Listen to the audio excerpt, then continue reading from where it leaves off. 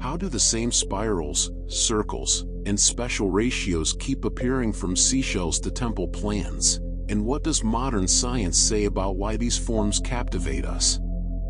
Tonight we follow those lines through nature, art, and mind to see what geometry and perception have in common. Welcome to Beyond the Mind.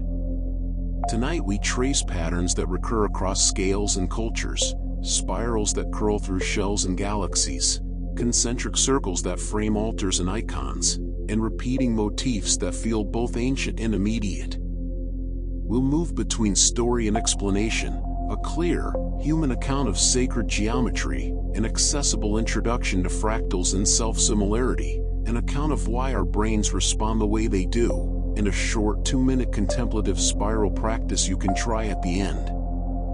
This episode is meant to be practical and skeptical at the same time, appreciative of wonder, careful about claims. Long before modern mathematics, craftspeople, priests, and builders worked with simple tools, chords, compasses, proportional templates, and with what looked and felt balanced to the eye. A stonecutter in one place, a temple maker in another, passed on rules of thumb that produced concentric mandalas, radial symmetries, and spiral ornament. Generations later, a scientist opens a shell and measures the curve inside, recognizing the same geometrical shape. Two languages, craft and calculation, converge on similar structures. Our task is to listen to both. What do we mean by sacred geometry? The phrase bundles together a set of practices and ideas, the repeated use of certain forms and proportions, circles, squares, spirals, and special ratios like the so-called golden ratio, in ritual objects, architectural plans, and ornamental systems. For many societies, these forms carried symbolic meaning: circle as unity, center as axis, spiral as transformation. At the same time, many of these shapes arise because they are stable, easy to construct with simple tools, or functional solutions to physical constraints. We should hold both facts together, meaning and mechanism, symbol and solution. It helps to be cautious about claims of universal intent. Not every occurrence of the golden ratio or a spiral in architecture proves a conscious metaphysical encoding by builders. Convergence can happen for functional reasons or because certain proportions are simply pleasing and therefore copied. Where scholars have studied particular buildings or artifacts, they sometimes find explicit design rules. Other times the resemblance is more ambiguous. In what follows, I'll distinguish clear, mechanistic explanations from broader cultural claims, and when I step beyond data, I'll say so. Let's begin with fractals, a term that gives rigorous shape to what feels familiar when we look at the natural world. Fractals are patterns in which parts of the form resemble the whole. Think of a fern frond. Each leaflet resembles the whole frond. Think of a coastline. The jaggedness you see at one zoom level is similar to what you see at another. These are examples of self-similarity. Mathematicians formalized these ideas in the 20th century.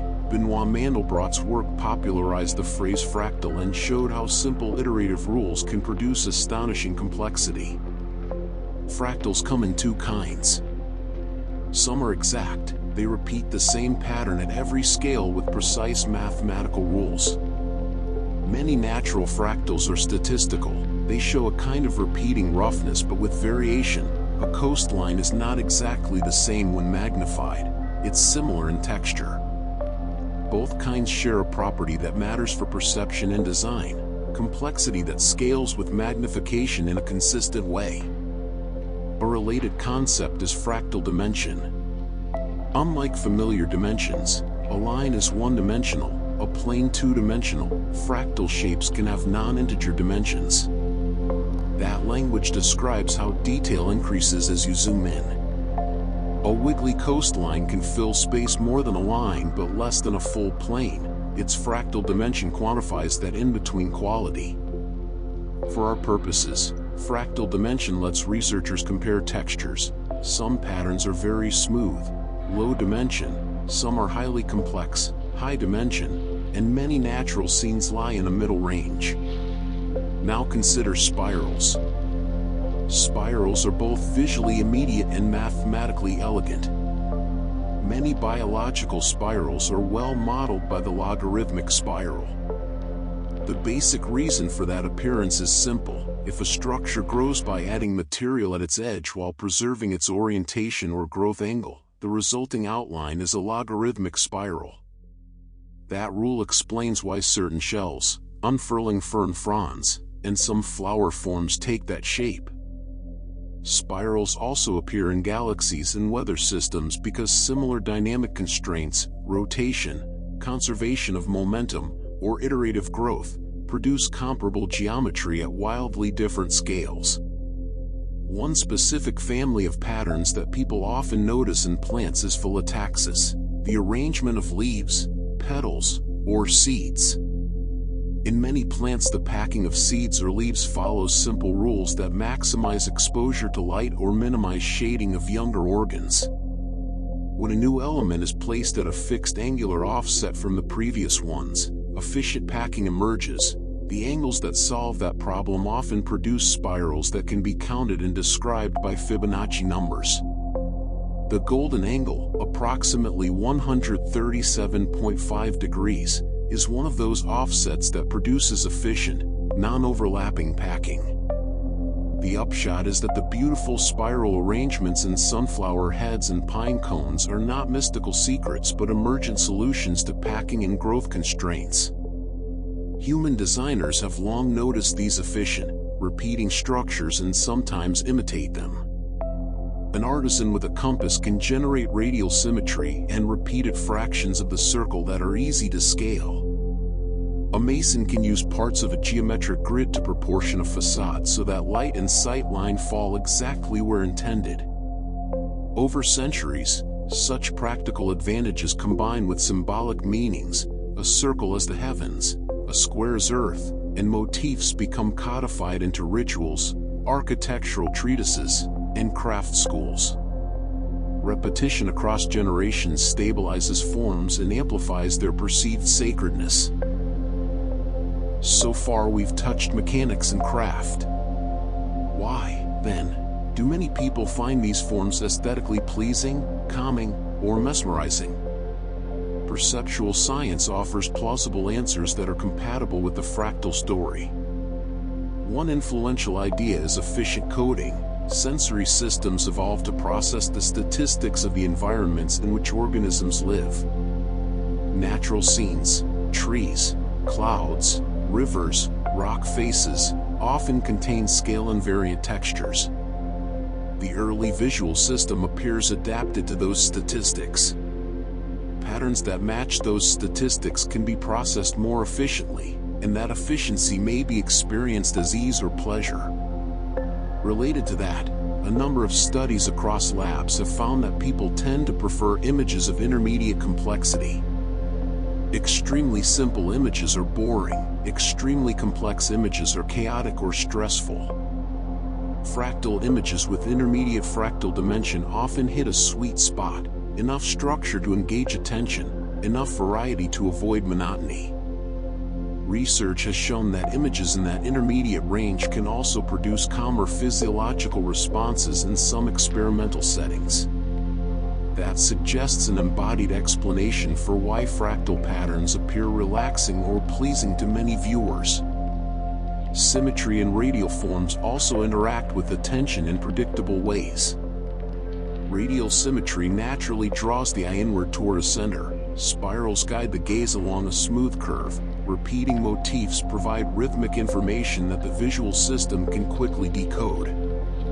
Artists and ritual designers have long exploited these tendencies. Radial mandalas invite contemplation, spirals suggest transformation, and repeating tilework produces immersive textures that shape movement through a space. It's important to emphasize caveats.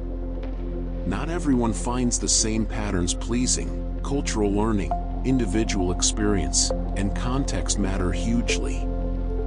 The scientific findings I've summarized are general tendencies with variability across individuals and cultures. Also, the presence of a particular ratio or spiral in an artifact does not by itself prove a metaphysical intention. Correlation between natural forms and human geometry invites inquiry, not automatic metaphysical conclusions.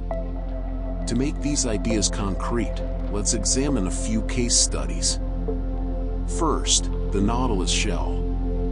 The nautilus builds new chambers as it grows, and the shell's outline approximates a logarithmic spiral. That spiral is a geometric consequence of a simple growth rule, new material added at the opening while preserving the curvature. The result is a structure where each chamber is similar in shape to the previous one but scaled up. This isn't mysticism, it's an efficient solution to the organism's growth problem, but the visual effect is powerful and has long inspired human symbolic reading. Second, sunflower heads and pine cones. If you imagine adding seeds one by one at a constant angular offset relative to the last seed, the resulting pattern naturally generates spirals. The golden angle produces particularly efficient packing because it avoids repeat alignments that would create clumping. Again, the mathematics explains the form. Farmers and artists have admired and imitated it because the result is visually satisfying and efficient. Third, architectural examples, rose windows, mandalas, and Islamic geometric patterns. A rose window in a cathedral is constructed through repeated circular and radial subdivisions, sectors carved and repeated to create a luminous focal point. Islamic Girian star patterns arise from repeated geometric constructions that can tile a plane with locally consistent rules. Craftspeople used compasses, straightedges, and proportional templates. Those simple tools naturally produce certain ratios and symmetries. Some historical craftsmen probably intended symbolic meanings, others likely worked for clarity, repeatability, and visual balance. Modern analyses show both algorithmic thinking and cultural symbolism at play. Now let's turn to perception and body. Why do fractal and geometric patterns often feel calming or evocative? I've already mentioned efficient coding and intermediate complexity. There's also a physiological story. Exposure to certain natural fractal patterns has been associated in some studies with reductions in stress markers. For example, lower heart rate variability changes or reduced galvanic skin response in controlled experiments. These are early findings and not universal, but they suggest our autonomic nervous system can be influenced by visual statistics. Practitioners of design and therapy sometimes use fractal textures and controlled spatial proportions to create calming environments, gardens, meditation rooms, even hospital spaces, with the idea that certain patterns foster ease. From a practical perspective, artists and designers can use these insights without mysticism. If you want to create a calming visual space, consider introducing textures with intermediate complexity rather than perfectly regular tiling or random noise. Use radial focal points to draw attention inward. Introduce gentle curvature and self-similar motifs at multiple scales so that the eye can find repeated structure during exploration. Before the practice that closes this episode, a short aside about skepticism and historical caution. The recurrence of a form across nature and human artifacts is fascinating, but it does not automatically prove a universal archetype or divine plan. The same geometric forms can arise for many reasons: growth rules, mechanical constraints, efficient packing, perceptual preference, social transmission. When we encounter a temple plan echoing a shell, we should appreciate both the cultural meanings people have attached and the natural processes that make those shapes likely. A generous, evidence-informed curiosity is the best approach. Now the micro-practice, a 2-minute contemplative spiral gazing. Before you begin, a brief safety note: if you have photosensitive epilepsy, severe motion sensitivity, or a tendency to become dizzy with moving patterns, Skip any moving animation and instead use a still spiral image, or simply imagine the spiral with your eyes closed.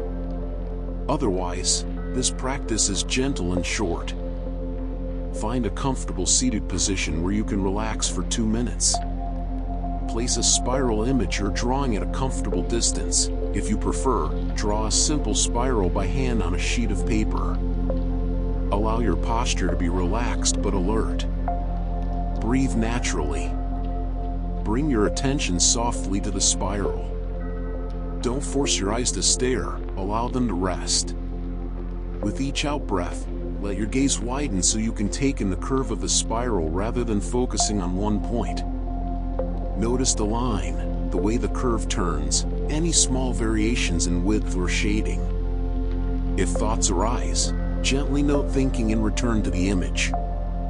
There is no goal to achieve except noticing the line, noticing the breath, noticing how your gaze moves. After 2 minutes, close your eyes and notice any afterimage that appears. Notice your breath in the area around your eyes and shoulders. If there is any subtle shift, a softening or a settling, make a mental note of it. If nothing feels different, that's fine too.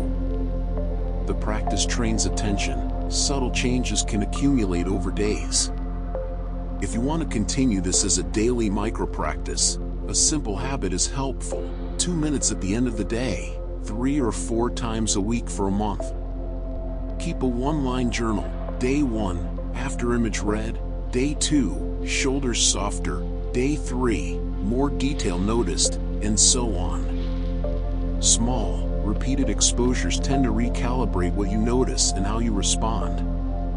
What practical applications flow from these ideas? Designers can introduce fractal textures and gentle curvature to make visual fields more engaging and restful. Educators can use geometric construction exercises to teach proportion and iteration, showing how complexity arises from simple rules.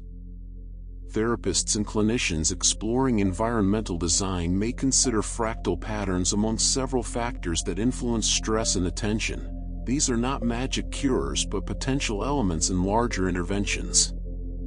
If you are an artist or maker, try a 2-week experiment. Photograph natural textures, bark, leaves, river surfaces, crop and zoom into them, and then recreate those textures in a pattern for a small project, a textile, a tile, or a digital background. Notice how scaling changes the feeling. If you are a designer, test a room with a softly fractal mural and measure subjective reports of calm among a small group. Anecdote alone isn't proof, but systematic observation gives useful feedback. Now, a few closing reflections about meaning. Sacred geometry has long been a language of human imagination. People projected cosmology, ethics, and metaphysics onto forms that seem to capture something about the world's structure. Modern science explains many of those structures mechanistically: growth rules, packing algorithms, iterative maps, but that doesn't diminish the power of symbol. If a spiral helps someone embody a sense of change, or a mandala helps a community center their attention, those are real effects in human life. The mechanistic explanation and the symbolic meaning can coexist. One explains how a pattern arises, the other explains how people use it. If you take away one idea from tonight, let it be this: patterns repeat because simple rules and constraints produce them, and our perception and culture tune us toward those repeats. A temple plan and a nautilus shell may share a curve because both got there through efficient solutions to different problems, one cosmological and social, the other biological and mechanical, and because our visual systems and cultural histories amplify the resonance between them. Try the spiral practice tonight and take one small note: an afterimage, a color, a softening in the eyes. If you like, share that note in the comments. I'll collect a few and read them in the next episode to see what common responses appear across viewers. If this episode resonated, subscribe to Beyond the Mind for more visual essays where ancient form meets modern science. If you'd like a printable sheet of spirals, simple fractal trees, and Phyllotaxis diagrams to use as a daily practice, comment printable please and I'll prepare one. If you want a tightly referenced bibliography of the studies and books I mention, ask and I will compile exact citations and links. Thank you for listening. Look closely, breathe gently, and notice the shapes that return in your world. Sources and further reading, selection. Binwabi, Mandelbrot, The Fractal Geometry of Nature, W. H. Freeman, 1982, per Przemysław Przenkiewicz and Aristid Lindenmayer, The Algorithmic Beauty of Plants, Springer, 1990, research programs and reviews on fractal aesthetics and perception led by Richard P. Taylor and colleagues. See literature on fractal dimension and visual preference. Botanical and mathematical literature on Phyllotaxis and the golden angle, overviews in plant morphology and mathematical biology. Note, I have cited standard, well-known sources above. If you would like precise academic citations, article titles, years, DOIs, or links for any claim or for the perception studies I referenced, I cannot confirm every experimental statistic in real time in this audio script. Tell me which specific references you want and I will compile and provide exact citations and links for the video description.